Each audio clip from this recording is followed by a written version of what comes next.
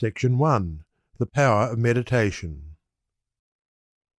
Spiritual meditation is the pathway to divinity. It is the mystic ladder which reaches from earth to heaven, from error to truth, from pain to peace. Every saint has climbed it. Every sinner must sooner or later come to it, and every weary pilgrim that turns his back upon self and the world, and sets his face resolutely toward the Father's home, must plant his feet upon its golden rounds. Without its aid you cannot grow into the divine state, the divine likeness, the divine peace, and the fadeless glories and unpolluting joys of truth will remain hidden from you. Meditation is the intense dwelling, in thought, upon an idea or theme, with the object of thoroughly comprehending it. And whatsoever you constantly meditate upon, you will not only come to understand, but will grow more and more into its likeness, for it will become incorporated into your very being, will become, in fact, your very self. If, therefore, you constantly dwell upon that which is selfish and debasing, you will ultimately become selfish and debased. If you ceaselessly think upon that which is pure and unselfish, you will surely become pure and unselfish. Tell me what it is upon which you most frequently and intensely think, that to which, in your silent hours, your soul most naturally turns, and I will tell you to what place of pain or peace you are travelling, and whether you are growing into the likeness of the divine or the bestial. There is an unavoidable tendency to become literally the embodiment of that quality upon which one most constantly thinks. Let, therefore, the object of your meditation be above and not below, so that every time you revert to it in thought you will be lifted up. Let it be pure and unmixed with any selfish element. So shall your heart become purified and drawn nearer to truth, and not defiled and dragged more hopelessly into error. Meditation, in the spiritual sense in which I am now using it, is the secret of all growth in spiritual life and knowledge. Every prophet, sage, and saviour became such by the power of meditation. Buddha meditated upon the truth until he could say, "I am the truth." Jesus brooded upon the divine immanence until at last he could declare, "I and my Father are one." Meditation centred upon divine realities is the very essence and soul of prayer. It is the silent reaching of the soul toward the eternal. Mere petitionary prayer without meditation is a body without a soul, and is powerless to lift the mind and heart above sin and affliction. If you are daily praying for wisdom, for peace, for loftier purity and a fuller realization of truth, and that for which you pray is still far from you, it means that you are praying for one thing while living out in thought and act another.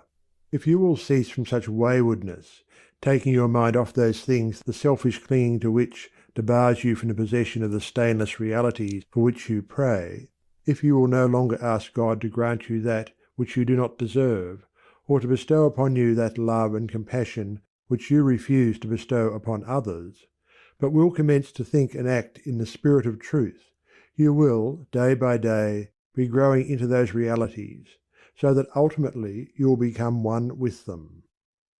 He who would secure any worldly advantage must be willing to work vigorously for it, and he would be foolish indeed who, waiting with folded hands, expected it to come to him for the mere asking. Do not then vainly imagine that you can obtain the heavenly possessions without making an effort.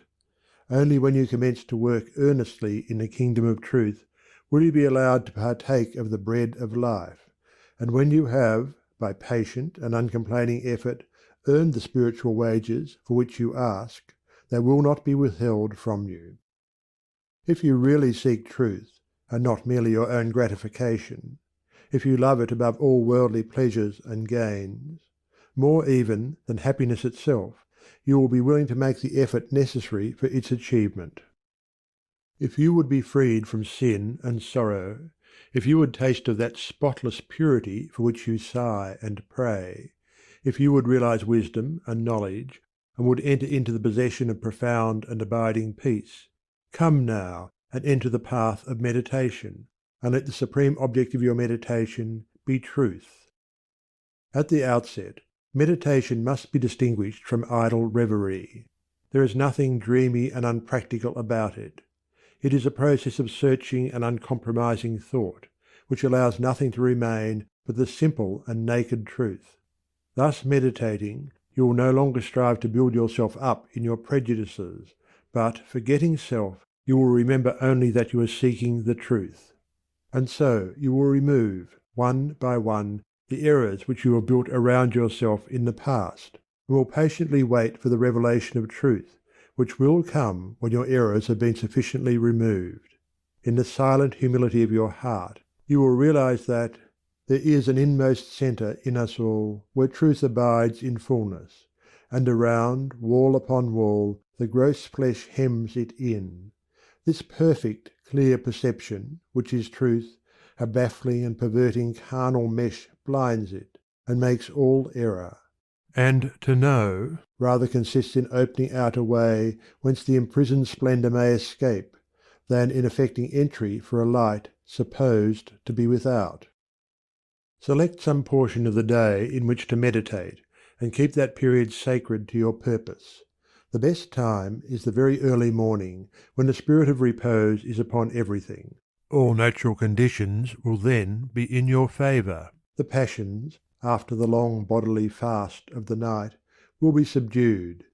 The excitements and worries of the previous day will have died away, and the mind, strong and yet restful, will be receptive to spiritual instruction.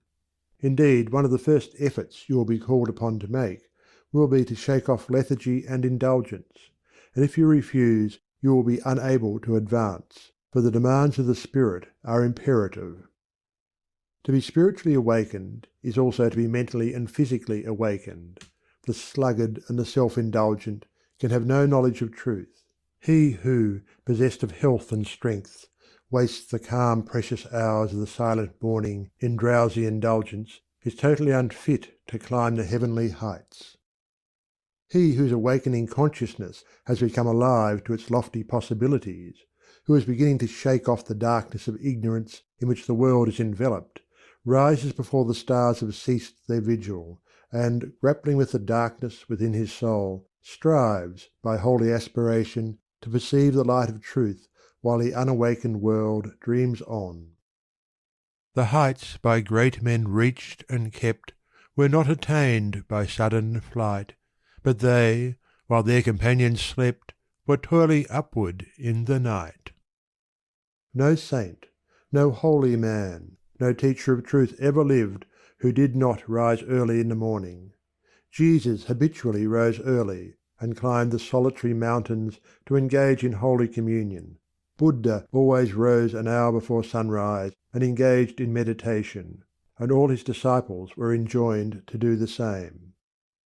If you have to commence your daily duties at a very early hour, and are thus debarred from giving the early morning to systematic meditation, try to give an hour at night, and should this, by the length and laboriousness of your daily task, be denied you, you need not despair, for you may turn your thoughts upward in holy meditation in the intervals of your work, or in those few idle minutes which you now waste in aimlessness. And should your work be of that kind which becomes by practice automatic, you may meditate while engaged upon it. That eminent Christian saint and philosopher, Jacob Boehme, realized his vast knowledge of divine things whilst working long hours as a shoemaker. In every life there is time to think, and the busiest, the most laborious is not shut out from aspiration and meditation. Spiritual meditation and self-discipline are inseparable. You will therefore commence to meditate upon yourself so as to try and understand yourself, for remember, the great object you will have in view will be the complete removal of all your errors in order that you may realize truth. You will begin to question your motives, thoughts, and acts, comparing them with your ideal, and endeavouring to look upon them with a calm and impartial eye.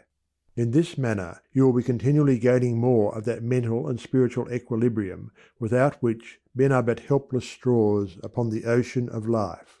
If you are given to hatred or anger, you will meditate upon gentleness and forgiveness, so as to become acutely alive to a sense of your harsh and foolish conduct.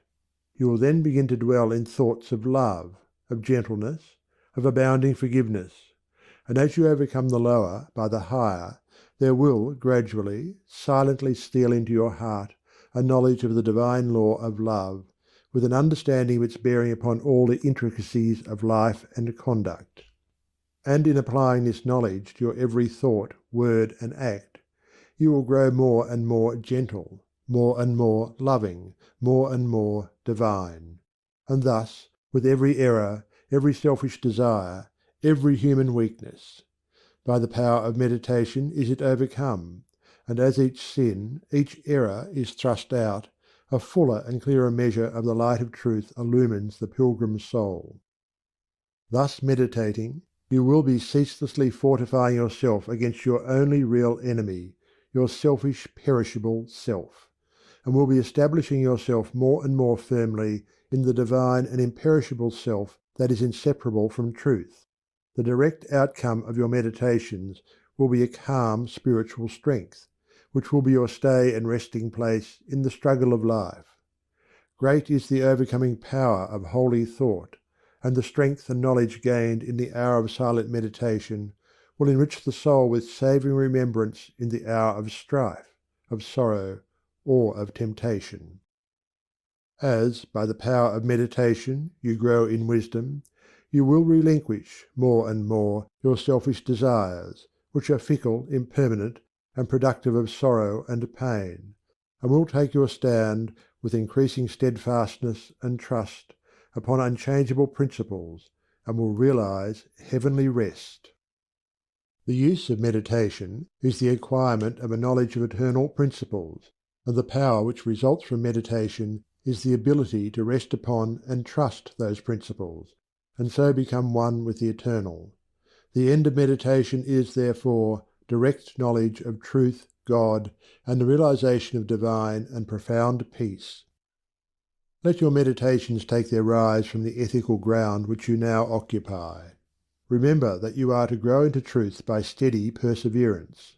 If you are an orthodox Christian, meditate ceaselessly upon the spotless purity and divine excellence of the character of Jesus, and apply his every precept to your inner life and outward conduct, so as to approximate more and more toward his perfection. Do not be as those religious ones who, refusing to meditate upon the law of truth, and to put into practice the precepts given to them by their master, are content to formally worship, to cling to their particular creeds, and to continue in the ceaseless round of sin and suffering. Strive to rise, by the power of meditation, above all selfish clinging to partial gods or party creeds, above dead formalities and lifeless ignorance. Thus, walking the highway of wisdom, with mind fixed upon the spotless truth, you shall know no halting place short of the realization of truth. He who earnestly meditates first perceives the truth, as it were, afar off, and then realizes it by daily practice. It is only the doer of the word of truth that can know of the doctrine of truth, for though by pure thought the truth is perceived, it is only actualized by practice.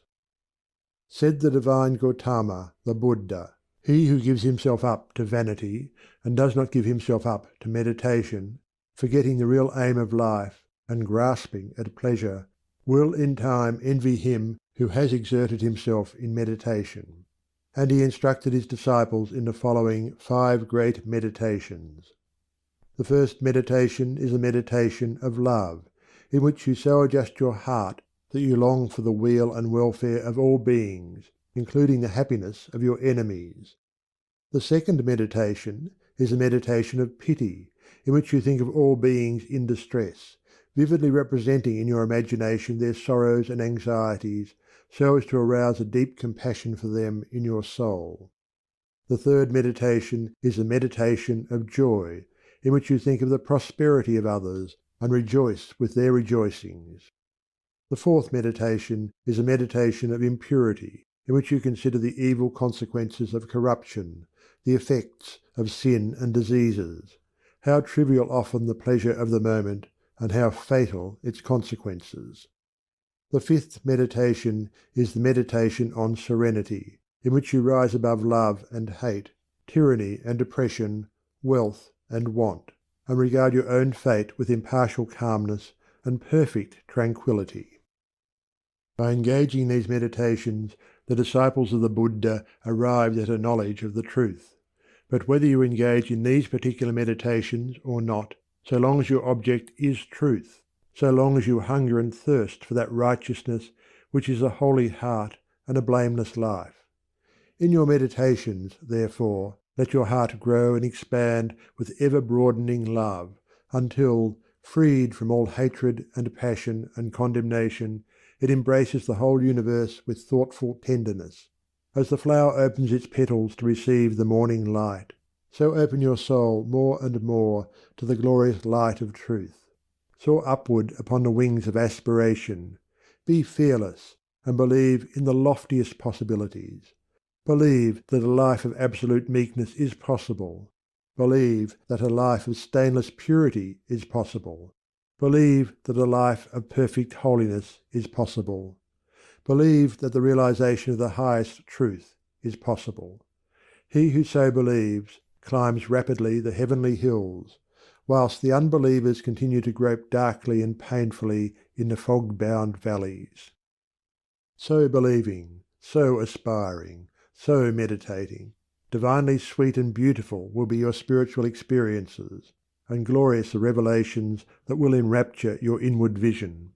As you realize the divine love, the divine justice, the divine purity, the perfect law of good or God, great will be your bliss and deep your peace. Old things will pass away, and all things will become new. The veil of the material universe, so dense and impenetrable to the eye of error, so thin and gauzy to the eye of truth, will be lifted, and the spiritual universe will be revealed. Time will cease, and you will live only in eternity. Change and mortality will no more cause you anxiety and sorrow, for you will become established in the unchangeable, and will dwell in the very heart of immortality. Star of Wisdom. Star that of the birth of Vishnu, birth of Krishna, Buddha, Jesus, told the wise ones, heavenward looking, waiting, watching for thy gleaming in the darkness of the night time, in the starless gloom of midnight. Shining herald of the coming of the kingdom of the righteous, teller of the mystic story of the lowly birth of Godhead in the stable of the passions, in the manger of the mind-soul. Silent singer of the secret of compassion deep and holy, to the heart with sorrow burdened, to the soul with waiting weary. Star of all-surpassing brightness, thou again dost deck the midnight, thou again dost cheer the wise ones watching in the creedal darkness. Weary of the endless battle with the grinding blades of error, tired of lifeless, useless idols, of the dead forms of religions, spent with watching for thy shining, thou hast ended their despairing, thou hast lighted up their pathway. Thou hast brought again the old truths to the hearts of all thy watchers, to the souls of them that love thee thou dost speak of joy and gladness, of the peace that comes of sorrow. Blessed are they that can see thee, weary wanderers in the night time. Blessed they who feel the throbbing, in their bosoms feel the pulsing of a deep love stirred within them by the great power of thy shining. Let us learn thy lesson truly. Learn it faithfully and humbly. Learn it meekly, wisely, gladly. Ancient star of holy Vishnu, light of Krishna, Buddha, Jesus. End of section 1.